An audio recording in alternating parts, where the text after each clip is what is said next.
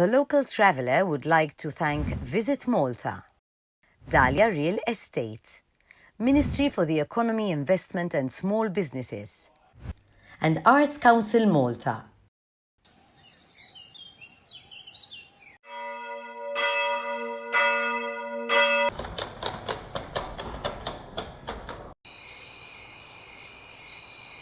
Nar l-Mdina, l-ewwel belt kapitali ta' Malta, semmewa l-Arab, kelma Medina. Illum ngħidula the Silent City, ċittà nobile, belt illi saħret lil ħafna nies barranin illi ġew u użaw l-Mdina bħala it-tila għal films tagħhom, għal riklami tagħhom, servit ta' tila għal ħafna fotografi u jien m'għandix ħabib jew ħabiba barrani illi ġew Malta u ma ġibtomx l-Mdina. Għandi bokka bija.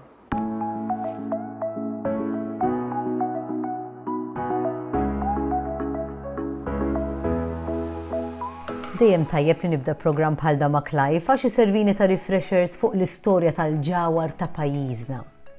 Mela hekk qegħdin fuq in-naħa ta' barra tal-Mdina, eżatt fejn il-bib prinċipali. U l-Mdina interessanti llum huwa li hija maqsuma f'żewġ perjodi. Għandek minn fejn tidħol għandek il-perjodu tas-seklu 18 u għandek il-perjodu ieħor tas-seklu 15 u 16. Ir-raġuni hija waħda. Fl-1693 kien hemm terremot fejn letteralment għamel ħafna ħsara, letteralment kisser bliet ġos qallija, in-naħa t'isfel, Noto, Ragusa u l-wiet kollu kemm huwa u laqat ukoll dil-parti tal-Mdina. U kien hemm ħafna binjiet illi wkoll kellhom jerġgħu jiġu mibnijin. Fil-fatt din naħa tal-Mdina huwa għandek ħafna arkitettura barokka, jikkuntrasta ħafna ma' naħa l-oħra fejn għandek il-Medju Evu, jiġifieri ħafna toroq, dojoq u l-faċċat tal-proprjetajiet huma pjuttost lixxi u osteri. Tajjeb, mela ħan nidħlu.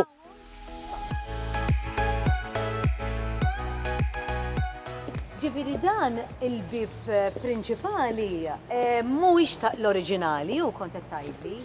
L-oriġinali tal-perjodu tiegħu, imma hawnhekk hawn bib li kien inbena qabel ta' żmien it-terremot li huwa dak hemmhekk. Dak huwa l-bib li kien ta' qabel it-terremot, ta' qabel 1693. Għax imbagħad il-Gran Mastru Manuel de Villena mbagħad rid jibni l-palazz li issa ħanidħlu fil-bitħa tiegħu wkoll. Allura il-bib kien ħajġi fin-nofs, letteralment. Allura ċaqlaq naqa il-bib u bena bib monumentali tal-perjodu tal-barokk li kif qed tara hemmhekk dak il-ħafna skultura tara ħafna minnha il-belt ukoll. Dawk jgħidulhom is-simboli tal-vittorja, trofej tal-vittorja. Fil-fatt tara ħafna artillerija li tintuża biex tiġġieled l-għadu ewlieni li kienu dejjem l-Imperu Ottoman u l-Musulman. Allura ma' simboli li bihom irnexxew li jerbħu kontra il-Musulmani. U fin-nofs, ovvjament, għandek il-coat of arms tal-Gran Mastru Villena għalhekk qed tara l-iljuni hawn għax jiffurmaw parti mill-istemma tal-Gran Mastru nnifsu.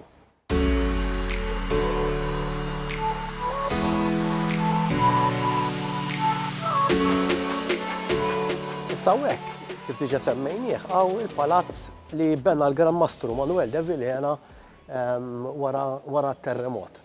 Kif qed tarah il-palazz huwa tal-perjodu tal-barokk, l-istess, jiġifieri tipiku tas-seklu 18 u kif eżatt tidħol ħassib il-bitħa u inti dieħel mill-gejt eżatt faċċata l-ewwel ħaġa li ħassib huwa l-entrata monumentali u l-bust tal-Gran Mastru innifsu. Manuel de Villena huwa l-istess li bena it-Teatru Manuel, it-teatru kien qalbu ħafna u għandek il-bitħa jirrifletti l-arti barokka, l-arkitettura barokka hija pjuttost teatrali. Kif tħalt qiegħed eżatt faċċata tal-main stage u hemmhekk dawk fejn ikunu n-nies qishom qegħdin jaraw. U aħna l-spettaturi u qed nammiraw l-arti barokka. Jiġifieri da fi żmien li nbena kien il-Palazz Maġistarjali tal-Gran Mastru. U mbagħad ma' żminijiet x'intuża? Mbagħad fi żmien riċenti kien anke sptar tat-tuberkolożi u llum jintuża bħala mużew tal-istorja naturali mexxi minn Heritage Malta. Fil-fatt għadna kif riferbixxajna swali ġodda tal-mużew. Mużew interessanti ħafna fejn fih wieħed jara anka l-istratigrafija tal-gżejjer u anka xejx bħala veġitazzjoni u anka annimali and so forth.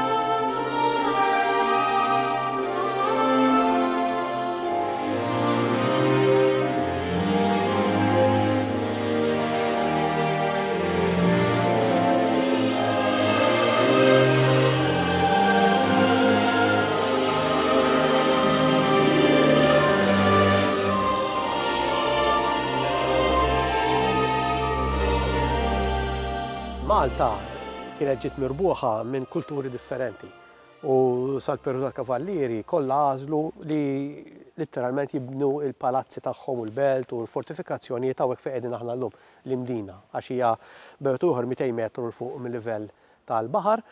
Qiegħdek fuq għolja tibni swar allura inti tkun tista' tara eżatt x'inhu jiġri fil-madwar. Fil-fatt intom mhix il-Mdina apparti dak li qed naraw aħna llum taħt saqajna nara hemm fdalijiet li jmorru mill-perjodu tal-Feniċi, tal-Puniċi, tar-Rumani, tal-Biżantini li jvarjaw minn ħġieġ sa kolonni, sa oqbra barra swar u fdalijiet oħra ta' tempji. Pereżempju, sibna fdalijiet ta' rħama fejn jgħid hawnhekk kien hawn it-tempju dedikat l-Apollo, it-tieni seklu wara Kristu.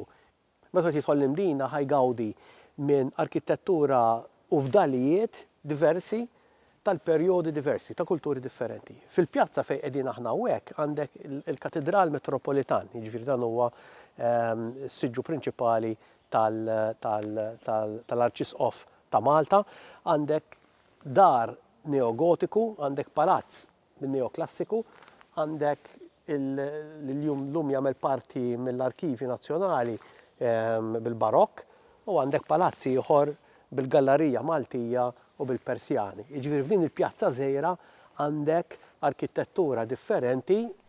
U ma ninsax daqsxejn il-perjodu tal-Ingliżi għax għandna sal-letterbox. Eżatt, sal-letterbox u telephone box illi qegħdin hawnhekk. Għandna ħafna minnhom dawk f'Malta fortunatament.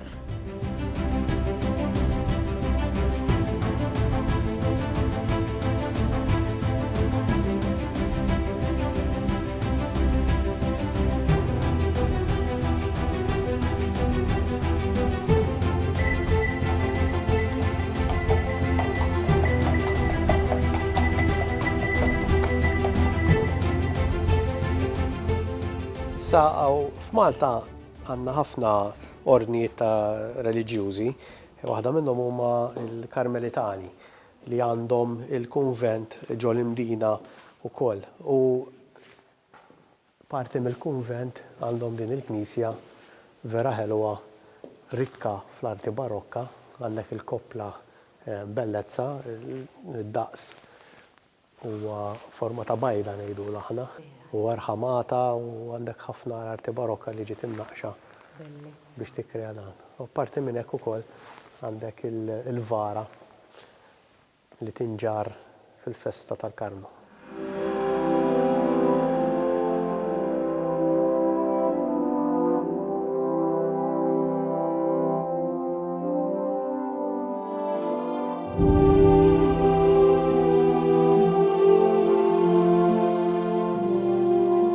Palazz ieħor huwa Palazzo Falson fejn dan kien fidejn privati sal-1962 u mbagħad il-familja kienet il-Golxer u mbagħad meta miet il-palazz innifsu ġie fidej l-awtoritajiet tal-mużew u llum immexxi minn fondazzjoni. Però il-palazz innifsu huwa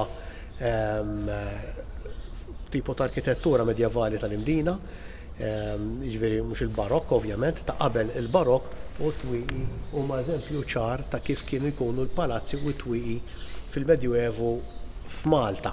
qed ngħid f'Malta għax dawn it-tip ta' twieqi issibhom ukoll il-Birgu għax il-Birgu hija belt medjevali, issib ukoll fil-Kastell Sant'Angelo il-Birgu fil-parti ta' fuq, l-eqdem parti tal-Palazz u tal-Fortizza u kif ukoll fiċ-Ċittadella. Dawn huma lokalitajiet li f'Malta diġà kellek l-abitanti jgħixu u diġà kellek il-belt, allura diġà kellek proprjetajiet dok it-tip ta' twieqi.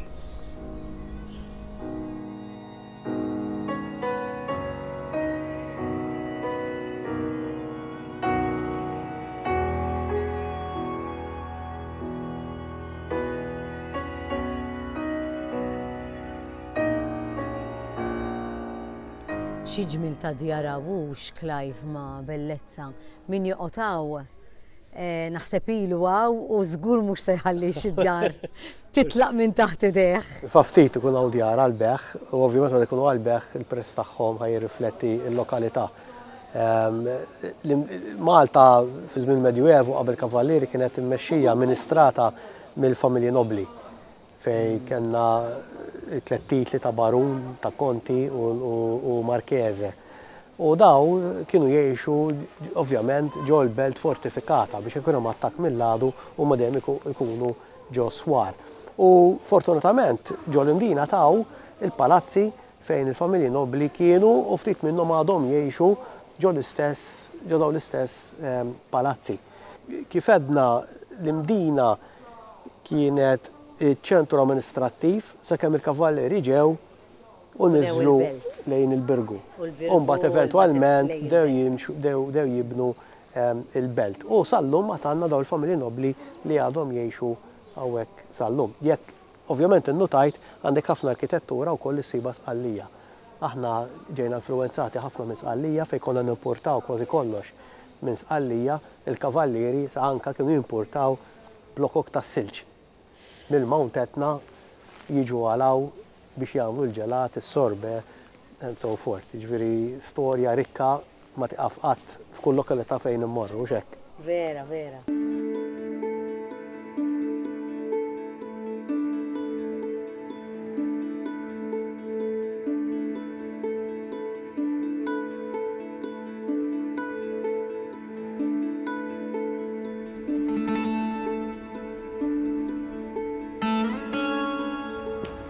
Għadni kif indaqajtna waħda qalt li qed tara letna illum daqs kemm ċar minn fuq is-sur tal-Mdina. Ħanara. Iva, mara. Ma nafx tidirx bil-kamera imma f'ġurnata bellezza bħal di miswar tal-Mdina tista' tara saletna.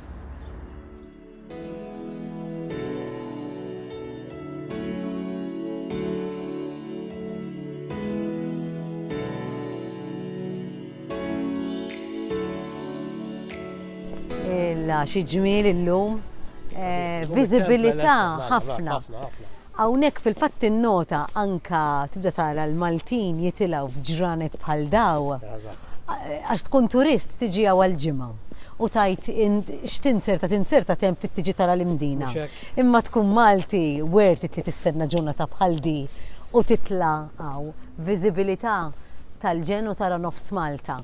Tifhem għalfejn l-Mdina imbniet fejn imbniet u xek. Għax hawnhekk għandek id-difiża naturali, ġifieri inti qiegħed fuq għolja kif diġà għedna mdawwar biswar u inti dejjem qiegħed fuq l-għadu.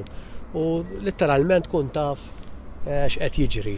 Bħallum tkun taf x'inhu ġej misqallija. Ġifieri letteralment għax qiegħda tidher vera ċara. Minn hawn qed gawdi l-veduta, ovvjament tal-port, tal-belt, Valletta, raġuni għalfej kavallieri ma ġewx hawn għax riedu belt ġo port, allura qatt ma kienet il-bażi tagħhom hawnhekk l-Mdina dejjem imxew l-hemm isfel u fil-fatturi anke kif maqasmin il-bliet tagħna. Naħa t'isfel fejn hemm il-port qed tara ħafna bliet ġo xulxin għax hemmhekk fejn kien hemm ix-xogħol, fejn kien hemm il-business iktar mas-suq il-fuq lej Malta li iktar ta' fuq iktar ħatara veġetazzjoni.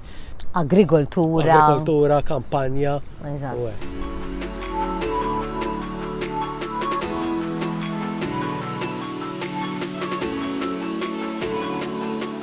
Mela sawek ġejna fil-parti l-oħra tal-Mdina, minn fejn tħanna kien ta' wara t-terremotu għaw tal-perjodu medjuevu, ġifieri għandek dal ħafna toroq dojoq illi ovvjament jagħtu l-karattru lil-belt.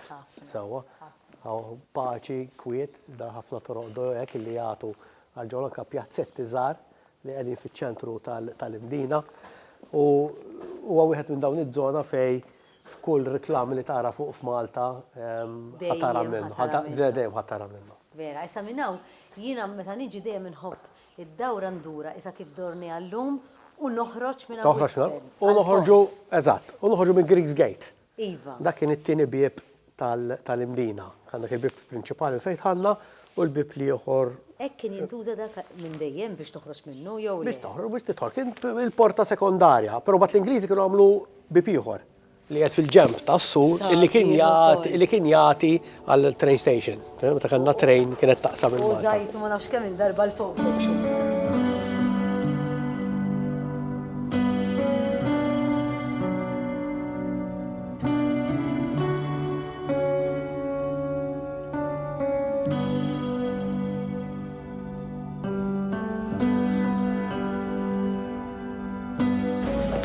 Murnetu selfie tal-okkazjoni.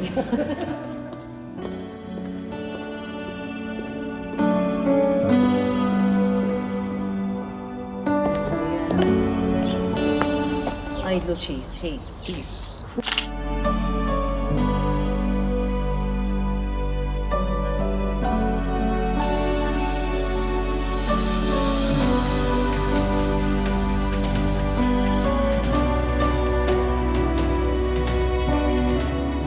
Wara dik id-dawra interessanti ma' Clive fejn assorbejt kemm stajt informazzjoni dwar l-istorja ta' din il-belt, se nilqakom għat-tieni parti fis-seħer tal-Mdina bil-lejl.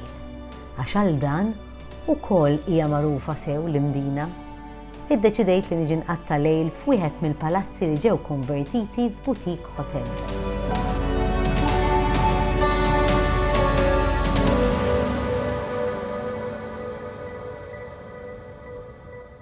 If you're enjoying my local travels around Malta and Gozo, then make sure you like, share with all your friends and subscribe for more.